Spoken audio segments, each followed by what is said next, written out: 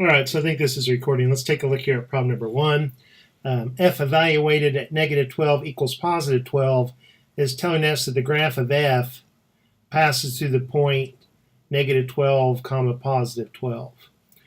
This G and F are related to each other through this equation, and we want to transform a point on the graph of F to a point that must be on the graph of G. And so we do our transformations, and the order that we do it in is to do the transformations on X first. And it's kind of bizarre in its behavior that instead of doing the multiplication first, we do the addition. And actually, instead of adding 5, we subtract 5. And negative 12 minus 5 is a negative 17. And that shifts the graph to the left 5 units.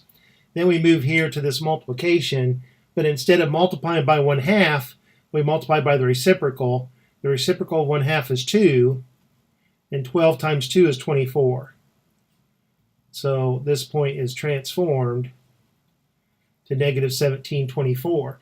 Now we're through with the transformation on the x's, and we move on to doing the transformations on the y coordinates. And on the y coordinates, everything is normal in its behavior. We're going to do the multiplication before addition and subtraction, and we don't take any reciprocals. This says to multiply by 2/3, and when we take 2/3 of 24, which is 16. And then finally, we subtract 8 from the y coordinate. That pushes the graph down 8 units. That multiplying by 2/3 was a vertical shrink by a factor of 2/3.